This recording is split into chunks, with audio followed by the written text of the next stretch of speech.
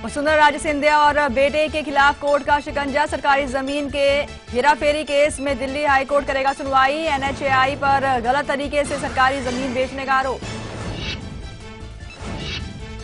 लालू यादव के मंडलकाज के जवाब में बीजेपी का पिछड़ा दाव। लालू का बयान, खत्म नहीं होने देंगे आरक्षण। गिरिराज का पलटवार, एनडीए को मिली जीत तो अगड़े को नहीं मिलेगी कमान। संयुक्त राष्ट्र में नहीं पिघली भारत पाक रिश्तों की बर्फ। एक दूसरे से नहीं मिले मोदी नवाज। नवाज ने किया सलाम तो मोदी ने हिलाया हाथ। और सीआईडी जांच में टीवी9 के फर्जीवाड़े का खुलासा। नेताओं पुलिस अफसरों के खिलाफ चलाई मनगढ़ंत खबरें। टीवी9 के पर्दाफाश के बाद चैनल पर कार्रवाई के पूरे आसार।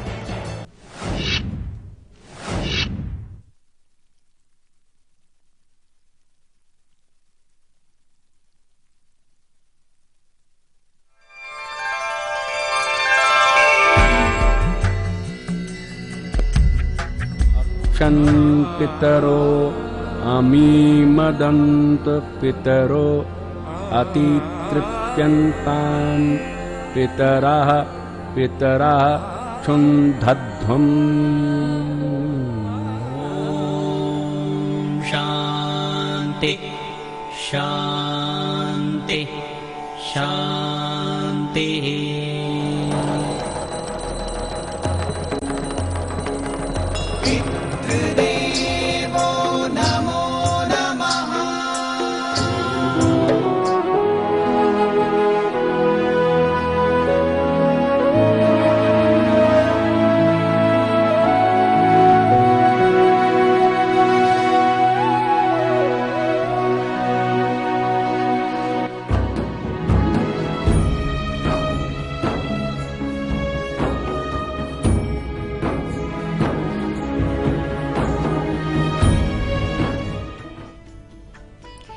नमस्कार, स्वागत है आप सभी का कल, आज और कल की खास पेशकश पितृ देवो भव में। आपके साथ मैं हूं कंचन शर्मा और मेरे साथ हैं देश के जाने माने ज्योतिष्य आचार्य पुरुषोत्तम कुमार शास्त्री जी। आइए सबसे पहले कार्यक्रम में इनका स्वागत करेंगे।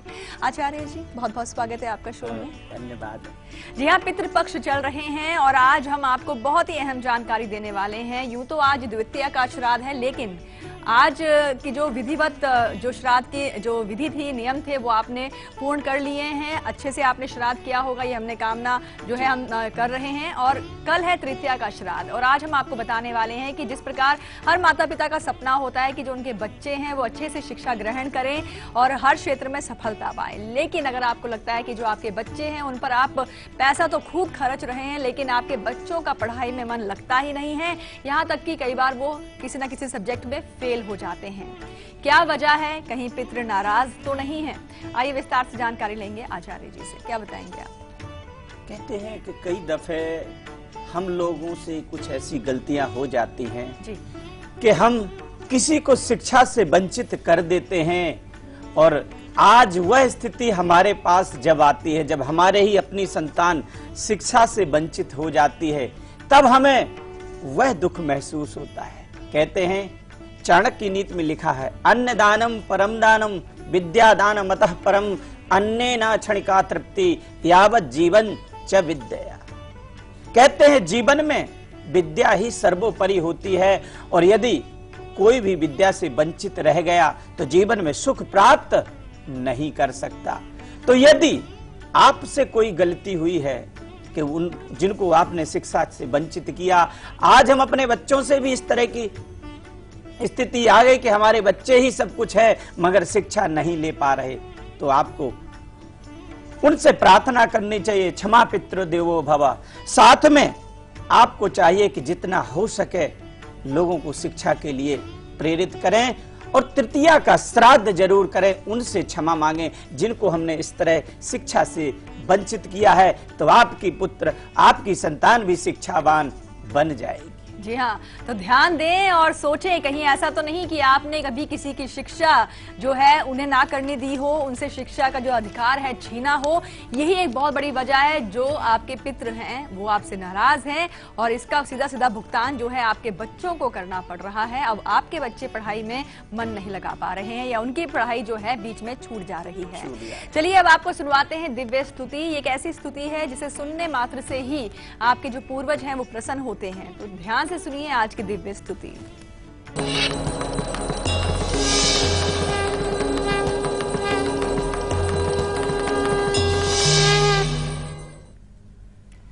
नैनं छिन्दन्ति सहस्राणि नैनं दहति पावका नानैनं क्लेशयन्त्यापो किं शोचति मारुतः। कहते हैं यह जो आत्मा ये अविनाशी है, इसको अग्नि जला नहीं सकती, अस्त्र शस्त्र भेदन नहीं कर सकते हैं। सिर्फ शरीर ही हमारा अस्त होता परंतु हमारी आत्मा कभी खत्म नहीं होती, यानी आत्मा की मृत्यु नहीं होती, शरीर की मृत्यु होती है। और ज्ञानी पुरुष को चाहिए कि जितना ये शरीर मिला है तो इसमें परोपकार करना चाहिए और जो उसकी नैतिक जिम्मेदारी है इसका पूर्ण तरह से निर्वाहन करना चाहिए। यही ज्ञानी पुरुष के लक्षण होते हैं। बिल्कुल, तो आत्मा जो है वो तो अमर है और आत्मा का तृप्त होना जरूरी होता है। तो चलिए अब आपको आगे बताएंगे कि कुंडली में वो कौन से योग होते हैं जिससे आप समझ सकते हैं कि आपके संतान की शिक्षा में बाधा आ सकती है। कौन से हैं वो योग, युति क्या है, वो हम आपको बताएंगे। पर उससे पहले बात करेंगे, नागपुर से वैशाली जुड़ी हैं। स्वागत है आपका शो में, अपना सवाल पूछें आप।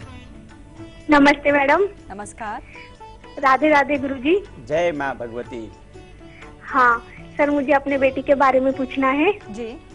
तो मेरे बेटी की डेट ऑफ बर्थ है 4 नवंबर जी 2004 जी और बर्थ प्लेस है कामठी। समय? हाँ, समय है रात्रि में 1 से 1:30 के बीच में।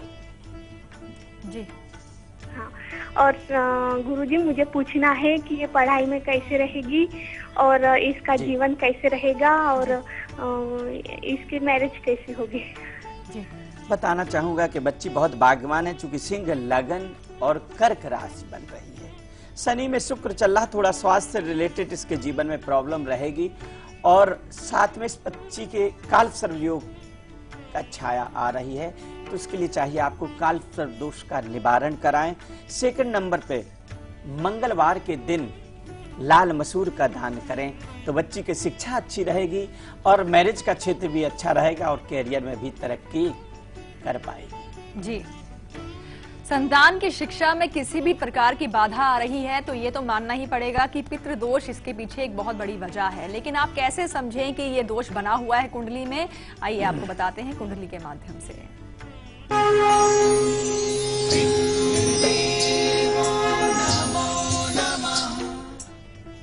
जी हाँ, ज्योतिष एक दर्पण है, आपकी परछाई को जैसे शीशा प्रदर्शित कर देता ऐसे ही ज्योतिष, यदि आपकी कुंडली के अंदर में या आपका बच्चा अच्छी शिक्षा नहीं ले पा रहा तो कुछ ना कुछ एक रीजन जरूर होगा।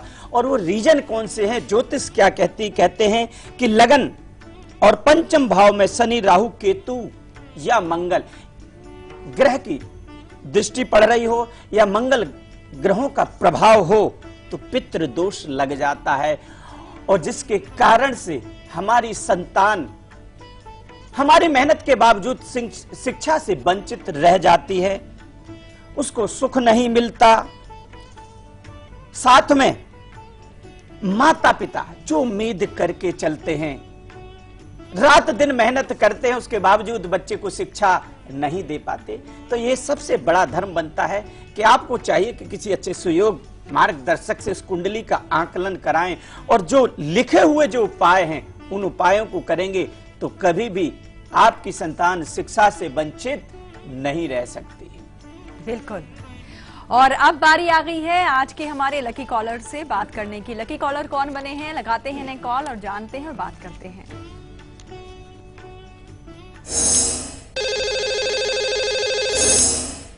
लकी कॉलर हमारे साथ फोन लाइन पर जुड़े हुए हैं। स्वागत है आपका शो में, अपना नाम स्थान पहले बताएं आप। हेलो जी हेलो, जय जी। माँ भगवती। प्रणाम पंडित जी। हाँ, प्रणाम मैम। नमस्कार हेलो, जी, अपना नाम बताएं आप। निर्मला। जी, क्या नाम है आपका? निर्मला साहब। आपकी आवाज पहुंची नहीं अच्छे से हम तक, लेकिन एक बार फिर निर्मला साहब। निर्मला साहब। निर्मला नाम है आपका। कहाँ से बात जी। कर रही हैं आप? उड़ीसा से बोल। ओडिशा से। जी, स्वागत है और बधाई आपको। आज की लकी कॉलर हैं आप। बताएं किन के बारे में जानना चाहती हैं आप? अपने लड़के के बारे में पूछना चाहती जी बताएं, जन्म की तारीख। हूँ। 23 जून 1983। जी, समय समय 11:30 दिन में। और स्थान? स्थान चंपुआ, उड़ीसा। जी जी, क्या सवाल है आपका? उससे शादी के लिए पूछ रहे हैं और उसका व्यवसाय के लिए। अरिष्ट देवता कौन है? जी, कहूंगा कि यदि देखें तो उनकी धनु लगन है, मीन राशि, यानी कि अधिष्ट देवता भगवान लक्ष्मी नारायण हैं, भगवान कृष्ण जी हैं। और दूसरा, जो इनके कैरियर या विवाह क्षेत्र को कहें तो वो स्थिति अच्छी रहेगी, परंतु जो मेहनत या परिश्रम कर रहे हैं उसके अकॉर्डिंग इनको लाभ नहीं मिलता।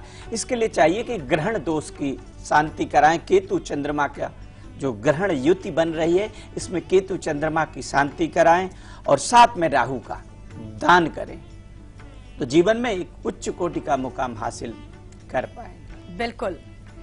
और अब हम बात करेंगे मेरठ से। हमारे साथ सुरभि जुड़ी हैं। स्वागत है आपका शो में। अपना सवाल पूछें आप। नमस्कार कंचन जी। नमस्कार। नमस्कार पंडित जी। जय माँ भगवती। पंडित जी, मुझे अपने पति के बारे में पूछना है। जी जी, बताएं उनका जन्म तारीख। उनकी टाइम तो पता नहीं, लेकिन डेट ऑफ बर्थ याद है। जी बताएं। डेट और सन। और नाम लेकिन क्या है? नाम मिस्टर अनिल कुमार और डेट ऑफ बर्थ 28 मार्च 1971। जी और जन्म स्थान हिमाचल प्रदेश, डिस्ट्रिक्ट हमीरपुर। जी।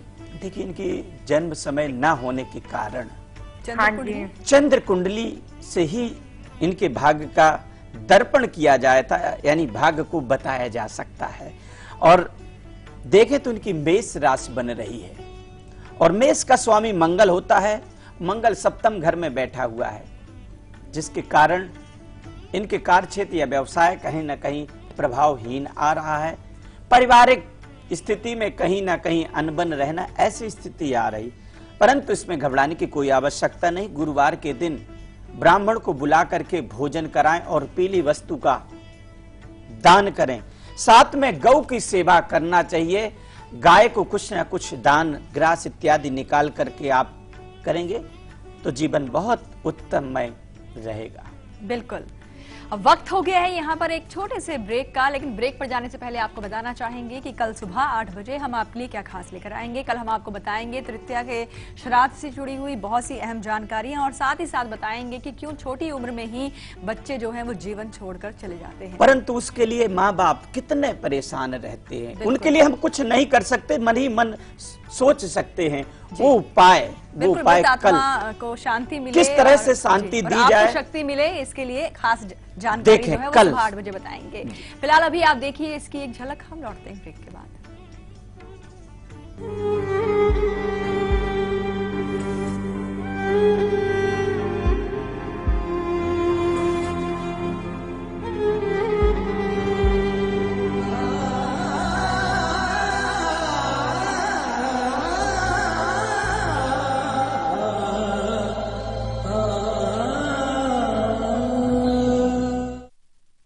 नो केमिकल एलर्जी, 100% आयुर्वेदिक, दीवाल BH प्लस हेयर कलर।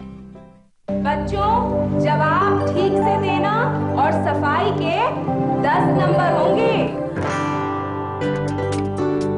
चौंकिए मत, डेंगू और चिकुनगुनिया से बचने के लिए ये जरूरी है।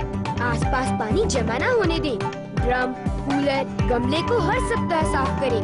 प्लास्टिक के कप व नारियल के खोल जैसी चीजों को इधर उधर न फेंकें, क्योंकि डेंगू और चिकुनगुनिया का मच्छर साफ पानी में पनपता है। मच्छरों के काटने से बचें। बुखार में पैरासिटामोल लें, एस्प्रिन हरगिज न लें। इस बार तो बच्चों ने हमें ही पास कर दिया। और सफाई के नंबर 100 में से 100। हाँ। MP अजब है, सबसे है, एक नहीं दो नहीं सैकड़ों यहाँ शेर हैं, पेच में था मोगली का नाम 12 सिंह है। एमपी अजब है, मांडू का महल है कि जहाज है, कोई तो बताए। जय विलास के झूमर संग 10 हाथी लटके, सोच के सर चकराए।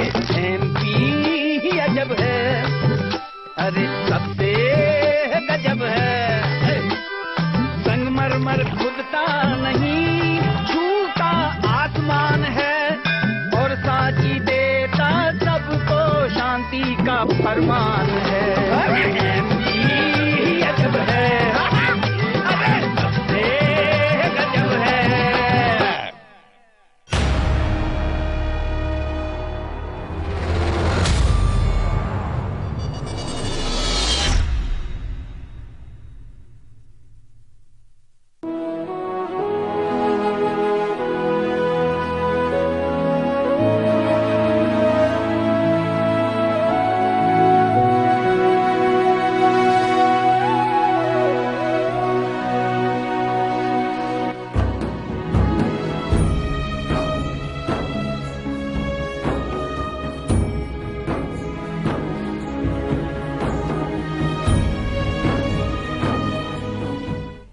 ब्रेक के बाद एक बार फिर से आप सभी का स्वागत है और आज हम आपको बहुत ही खास जानकारी दे रहे हैं। हम आपको बता रहे हैं कि जो पितृपक्ष होते हैं यूं तो एक एहसास ही होता है पूर्वजों का, और आज एक खास चीज का आपको एहसास करना जरूरी है, और वो ये कि कभी आपने किसी बच्चे को पढ़ने से रोका है, या आपको लगता है कि वो बच्चा पढ़ना चाहता था लेकिन आपने उनकी शिक्षा पूरी नहीं होने दी, ये एक वजह रही। इसकी वजह से आपके पूर्वज आपसे नाराज हैं और आपके बच्चे जो हैं वो पढ़ नहीं पा रहे हैं, आगे बढ़ नहीं पा रहे हैं, और साथ ही साथ उनकी प्रगति रुक रही है।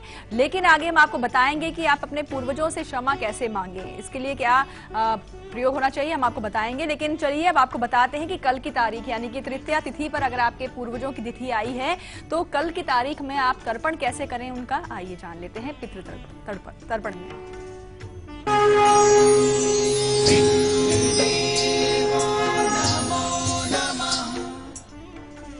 जी हाँ, कल तृतीया है और हम अपने उन पूर्वजों को जो हमारे अपने थे और आज साथ छोड़ करके चले गए, हम उनको किस तरह से मना सकते, किस तरह से अपनी भावनाओं को शांत कर सकते, किस तरह से अपने मन को प्रसन्न कर सकते हैं, वह कल करें तृतीया का श्राद्ध। कहते तृतीया के दिन जौ, चावल, दूर्वा और काले तिल और शहद लेकर के अपने पितरों को तर्पण करें। ओम पितृदेवाय नमः, पितृदेवाय नमः करके जल दें। परंतु तर्पण की विधि होती है कि किसी नदी में स्नान, आप नदी में तर्पण कर रहे हैं तो आपको खड़े होकर के तर्पण करना है। यदि वही तर्पण आप घर पे कर रहे हैं तो आपको तर्पण बैठ करके करना होता है।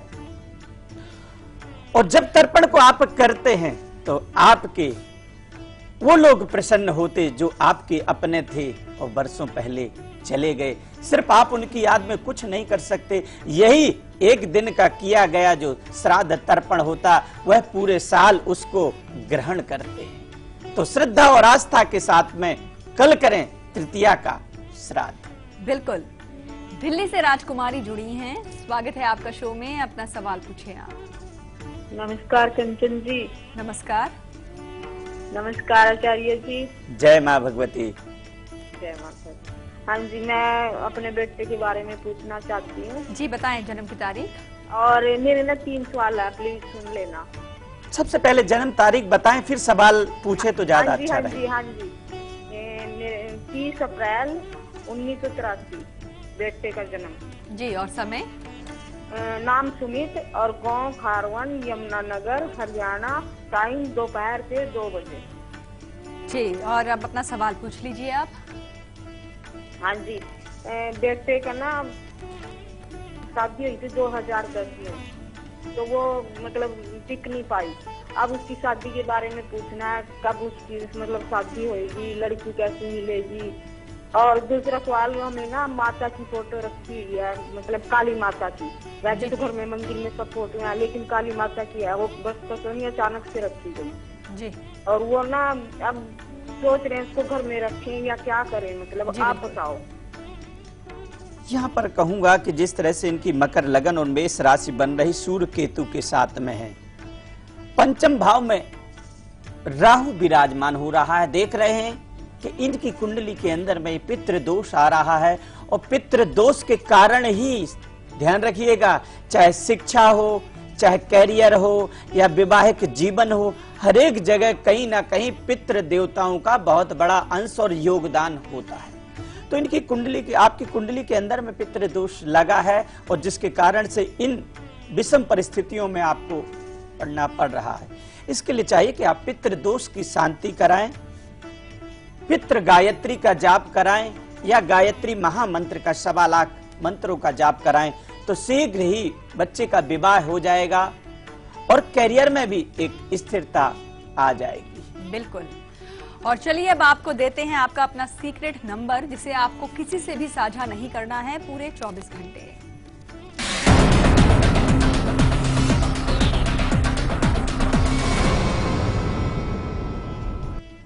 जी हाँ, 1 नंबर के लिए आज 17, 2 के लिए 9 नंबर, 3 के लिए 21, 4 के लिए 28, 5 के लिए 57 और 6 के लिए 38, 7 के लिए 42, 8 के लिए 78 और 9 के लिए 6 नंबर होगा जी। इसको आप किसी पॉकेट में रखें और अगले दिन किसी पवित्र वृक्ष के नीचे रखें तो आपकी मनोकामना अवश्य पूर्ण होगी। जी। वडोदरा से अभिषेक हैं, स्वागत है आपका शो में। अपना सवाल पूछें आप। कंचन जी नमस्कार। नमस्कार। आचार्य जी नमस्कार। जय माँ भगवती। आचार्य जी 1983 तारीख 11वां बताइए। तारीख 18 तारीख 1983 18 तारीख 11वें महीने शुक्रवार का सुबह 4 बजे का जन्म है। 18 महीना कौन सा है? 11वां महीना। ये 11वां जी। और 93? 83। हाँ नहीं, 83 या 93? ना 18 तारीख 18 नहीं, सन बताएं आप। सन 1983। 83 जी। और स्थान बताएं। समय स्थान हैगा हरियाणा, गांव समझाना, डिस्ट्रिक्ट रोहतक। रोहतक, सुबह 4 बजे जी। शुक्रवार का सुबह का जन्म है। शुक्रवार का दिन पड़ेगा और इसकी कन्या लगन मेष राशि है। सूर्य की महादशा में केतु का अंतर चल रहा है। इनकी कुंडली के अंदर में देखें तो मंगल शुक्र के साथ में बैठा हुआ है, गुस्सा तनाव की अधिकता रहेगी, जिसके कारण से जीवन में विद्या विवाह कैरियर तीनों ही प्रभावहीन आ रहा है। तो इस कुंडली के अंदर में अगर देखें, ये मंगल ग्रह को प्रबल करते हैं और शुक्र ग्रह को प्रबल करें। मंगलवार के दिन लाल मसूर का दान करें और शुक्रवार के दिन साधु महात्माओं को बुला करके इस पितर पक्ष में भोजन कराएं तो मनोकामना पूर्ण हो जाएगी। जी। तो चलिए अब आपको बताते हैं कि अगर आपके पूर्वज जो हैं आपसे नाराज हैं और आपको लगता है कि आपके संतान जो है उनकी प्रगति में बाधा बन रहे हैं, तो पितरों को मनाना जरूरी है। कैसे मांगे उनसे क्षमा, आइए जानते हैं क्षमा पितृदेव में।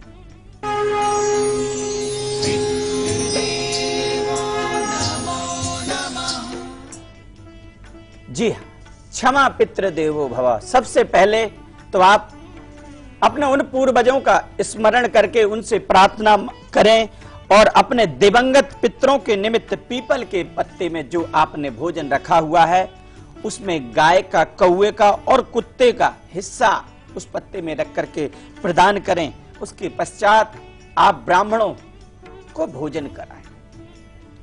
उसके पश्चात आप उनको वस्त्र, भूषण इत्यादि जो दान दे सकते हैं पितरों के निमित्त, कहते जो दिया हुआ दान होता है वही आपको भी प्राप्त होता है। तो यदि आप इसको करते हैं, पितरों से प्रार्थना करते हैं, तो आपके परिवार में कोई शिक्षा से वंचित नहीं रहेगा। आपकी वो मनचाही मुराद पूरी होगी जिसके कि आप हकदार हैं, परंतु श्रद्धा और आस्था के साथ में करें अपने पितरों को नमन। बिल्कुल। पुष्पलता हैं इंदौर से, स्वागत है आपका शो में। अपना सवाल पूछें आप। जी मैडम, मेरे बालक के बारे में पूछना है। उसका नाम है हर्षराज। जी, डेट ऑफ बर्थ? उसकी तारीख है 1999, 31 अक्टूबर 1999। 21 अक्टूबर 31 रविवार का दिन। और समय बताएं आप। समय उसका 6:45 बजे का शाम का। और स्थान? स्थान धार जिले का तहसील मनावर में पाकानेर गांव है। जी, क्या जानना है? उसके भविष्य के बारे में गुरुजी, और पढ़ाई लिखाई और उसके संस्कारवान और चरित्रवान बनाने के लिए उसके कुंडली के हिसाब से। जी, यहाँ पर देखें तो मेष लगन है और कुंभ राशि है। गुरु में राहु चल रहा है। बच्चा पढ़ने में अच्छा था, बाद में वीक हो गया है। और बुध आदित्य योग लगा, भाग्यवान बहुत है। इसका विवाह के पश्चात इसका भाग्य उदय होगा। परंतु संगात सन जायते कामा, संगत अच्छी नहीं है। इसके लिए बच्चे के सूर्य और शनि ग्रह को प्रबल करें। सूर्य के लिए अर्घ दें और शनि ग्रह की शांति कराएं, तो बालक बहुत ही चरित्रवान शिक्षावान बन जाएगा। बिल्कुल। तो चलिए, इन्हीं तमाम जानकारियों के साथ कार्यक्रम में आज के लिए बस इतना ही। और आचार्य जी, आपने इतनी सारी अच्छी जानकारियां दी हैं, इसके लिए आपका शुक्रिया, धन्यवाद। और कल दोपहर 2 बजे हम आपको बताएंगे कि अक्सर अगर आपके घर में कोई ना कोई बीमार रहता है और घर में कोई ना कोई परेशानी आए दिन बनी रहती है, तो इसके पीछे भी पितृदोष ही जिम्मेदार हैं। कैसे पूर्वजों को मनाना है, ये हम आपको कल बताएंगे। फिलहाल अभी आप देखिए इसकी एक झलक, हमें दीजिए इजाजत। नमस्कार।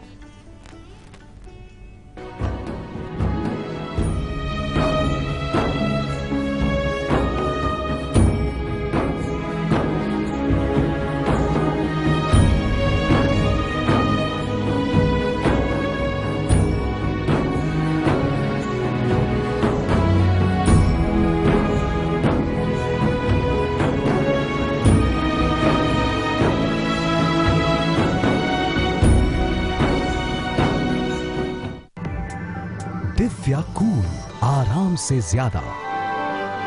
जब दिव्याकूल है तो कोई और क्यों? दिव्याकूल अंडरवेयर बनियान।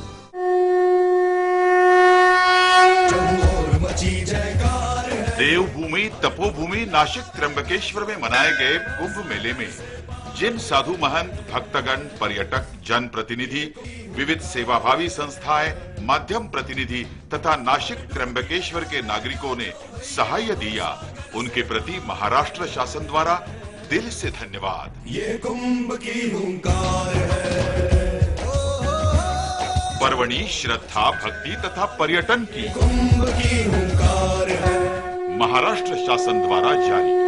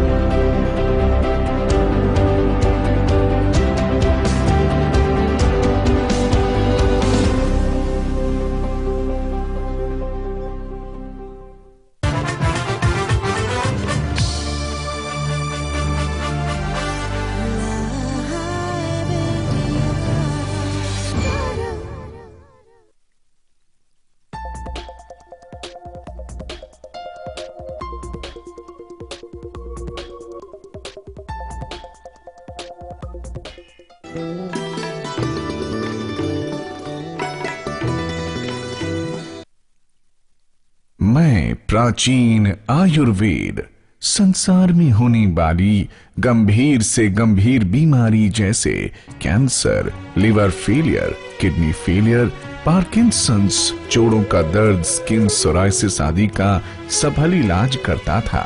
आयुर्वेद द्वारा मेरा प्रचार प्रसार व उपचार गुरुकुल व आश्रमों में होता था। देवभूमि हिमाचल में पाई जाने वाली जड़ी बूटियां विश्व में सर्वश्रेष्ठ हैं। 20वीं सदी के अंत में अंग्रेजों ने केमिकल से बनी अंग्रेजी दवाइयों और ऑपरेशन को बढ़ावा देने के चक्कर में आयुर्वेद का पतन किया। आजादी के बाद कुछ लालची लोगों ने आयुर्वेद हिमालय की जड़ी बूटियों के नाम पर दुकानदारी शुरू कर दी। आयुर्वेद की शिक्षा गुरुकुल की बजाय शहरों व अति पॉल्यूटेड इंडस्ट्रियल क्षेत्रों में की जाने लगी, जिससे आयुर्वेद का स्तर इतना गिर गया कि आयुर्वेदिक डॉक्टर आयुर्वेद को छोड़कर एलोपैथी का प्रयोग करने लगे, जिससे 95% से ज्यादा आयुर्वेदिक डॉक्टरों को न तो पूर्ण रूप से जड़ी बूटियों का ज्ञान है और न ही नाड़ी परीक्षण में पूर्ण रूप से सक्षम है, जो कि आयुर्वेद